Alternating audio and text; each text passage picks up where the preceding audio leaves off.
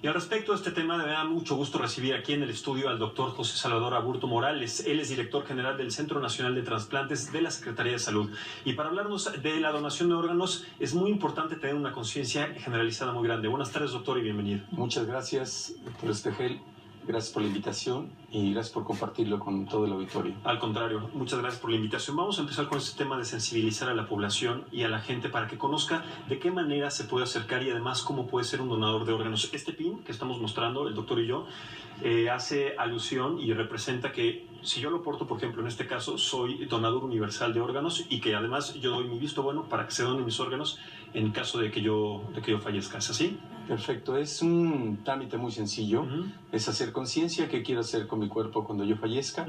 Lo analizo, lo comparto con mi familia. Si mi decisión es donar órganos, les expreso que mi decisión después de mi fallecimiento es donar órganos. Se pueden registrar en la página del Centro Nacional de Trasplantes, www.cenatra.gov.mx, y en esa página está un link especial para que cualquier mexicano que decida donar se pueda registrar. Es muy importante mencionar que este registro es solo con fines estadísticos. Nadie tiene acceso a él, por lo tanto, con este registro nosotros sabemos cuántos mexicanos, cuántos hombres, cuántas mujeres, en qué entidad federativa, etcétera. ¿Y qué historiales médicos tienen también? No, ese es otro proyecto que estamos por lanzar próximamente. Sin embargo, de momento hay un registro nacional de donantes voluntarios en la página del Cenatra y próximamente habrá, a través de una aplicación en el teléfono celular, una app para que tú te registres como donante y lo puedes compartir con tu familia en redes sociales, por correo electrónico, etc. Aquí lo importante es cuando yo decida donar, hay que compartirlo, porque cuando uno fallece, lo que menos se encuentran son los documentos y la familia debe de recordar en momentos tan difíciles, tan complicados de dolor, que en algún momento la persona que falleció, el hijo, el papá, la mamá, el hermano, el amigo, manifestó su deseo de donar en vida. Eso es lo más importante. Cabe destacar que actualmente ya existe una Organización Nacional de Trasplantes. Antes, por ejemplo, eran instituciones individuales, particulares, que se acercaban para generar esta conciencia, pero ahora ya todos los actores y todas las instituciones de los subsistemas están involucrados ya en este tema, lo cual es una gran noticia, ¿no? Sí, es una noticia extraordinaria porque dentro de nuestro Sistema Nacional de Salud, independientemente de que esté fragmentado, se creó en el año 2000 el Centro Nacional de Trasplantes como órgano coordinador, rector y supervisor de estas actividades. Y en este momento, en los últimos 3 años, hemos logrado sumar los esfuerzos de todas las instituciones, tanto públicas como privadas, IMSS, ISSSTE, Secretaría, Sedena, Naval, y privados, así como principalmente las organizaciones de la sociedad civil y en general a la sociedad en general. Doctor Aburto, dígame una cosa, cuando nosotros tomamos la decisión de donar nuestros órganos en caso de fallecer, tenemos que firmar un documento, es un documento oficial. ¿Qué sucede en caso de que si nosotros tenemos esa voluntad y perdemos la vida, nuestros familiares se niegan a donar esos órganos? ¿Cómo se puede hacer válido un documento o de qué manera se puede trabajar? Porque puede existir una situación así, si no es que ya ha existido, ¿no? Hay un documento oficial que está en nuestra ley, que lo pueden generar en el Centro Nacional de Trasplantes. Sin embargo, estamos viendo la posibilidad de que en todas las entidades federativas, en todas las instituciones, tengan acceso a ese documento oficial. Independientemente de ello, el disponente secundario, que es la familia, tiene la posibilidad de apoyar o negar este proceso de donación. Por eso es tan importante que nosotros lo platiquemos con nuestra familia en vida, para después de nuestro fallecimiento.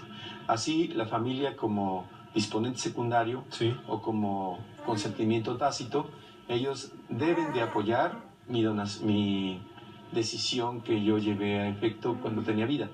Entonces, sí lo pueden negar, se pueden negar a donar los órganos. Por eso es importante tratar de convencerlos hasta cierto punto que mi deseo es donar en vida. De otra manera, en el momento actual, en la ley no nos pueden obligar a donar, y menos si el familiar se niega a la donación. Pero ¿cuáles son los protocolos que se tienen que seguir los familiares para que se pueda hacer válida esta donación? Cuando es que no quieren donar, cuando ellos se niegan a la donación y es que esta persona, hay un dolor familiar inmenso y esta persona se niega precisamente porque quieren mantener a su pariente tal vez incinerado o en una lápida. ¿Cómo es el protocolo para que se siga? No hay un protocolo en particular, es la sensibilización a la sociedad de que cuando suceden estos momentos tan tristes, tan desagradables, tan penosos, se tenga considerado y contemplado que nosotros mismos nos podemos dar la oportunidad de donar. Claro. Antes se interpretaba en que les pedíamos la donación, les solicitábamos la donación, y la cultura de la donación va encaminada a que todos hoy hagamos conciencia de que hoy en vida yo puedo darme la oportunidad de decidir donar mis órganos para ayudar a otras personas, claro, cuando a mí ya no me van a ser de utilidad.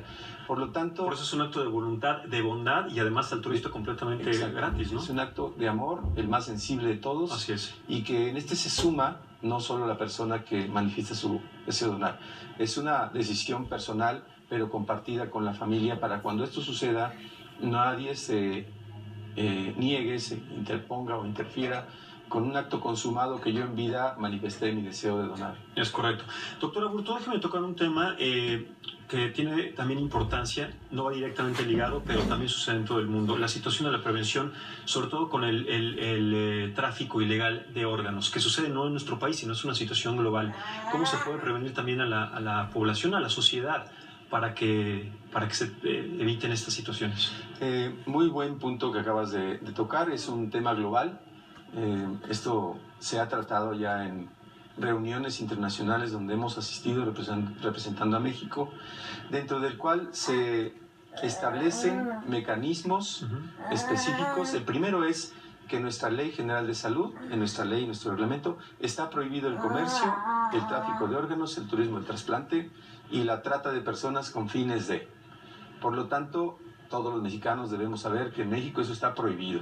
Claro. Segundo, nuestro Sistema Nacional de Donación y Trasplantes está conformado por las instituciones de salud, hospitales autorizados por la COFEPRIS, profesionales registrados a través de este Registro Nacional de Trasplantes.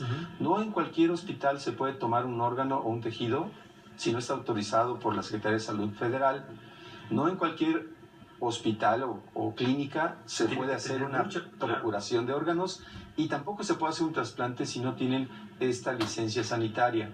Esto nos permite tener un registro nacional de hospitales, profesionales, programas, pacientes en espera, y donde cuando se genera una donación en un hospital en el país, se tiene que dar aviso a la Secretaría de Salud Estatal, a las coordinaciones institucionales y a la Coordinación Nacional Federal, para que todos estemos pendientes de que el proceso de principio a fin se lleve bajo la máxima equidad y transparencia. De acuerdo. Doctor, finalmente una pregunta ahora, la donación en vida, por ejemplo, de familiares que tienen que esperar muchísimo tiempo para tal vez tener un riñón, un órgano que sí se pueda trasplantar en vida, que sí se pueda usar para otro pariente.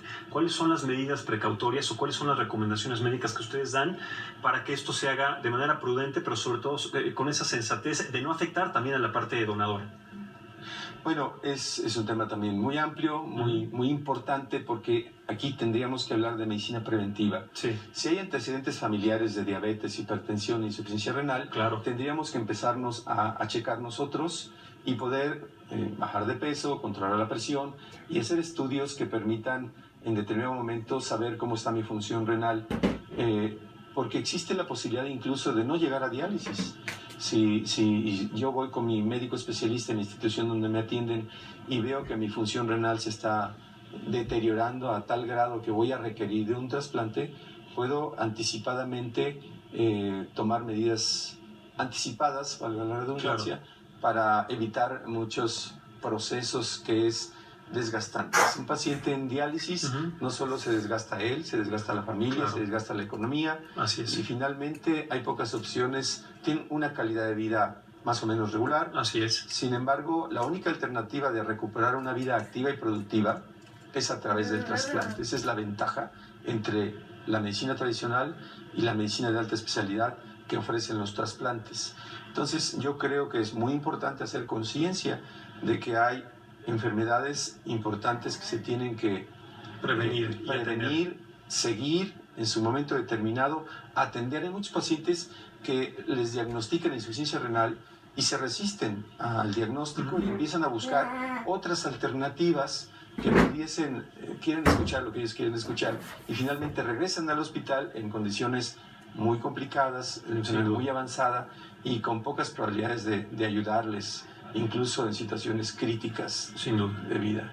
Doctor José Salvador Aburto Morales, muchísimas gracias por habernos acompañado, gracias por extendernos toda esta información sobre este tema tan delicado, tan importante y tan sensible en nuestro país. Le agradezco mucho la visita y la entrevista. Al contrario, gracias por la invitación, y solo quiero dejar un mensaje a toda la sociedad: que confíen en el sistema, que confíen en sus médicos, y en las que se cuiden, que deben de saber que hay un organismo nacional, estatal, institucional, que vela por la salud de los mexicanos y por la equidad y la transparencia en los procesos de donación y trasplantes. Muchas gracias, doctor. Muchas gracias. Estamos al pendiente, al contrario, gracias por su visita.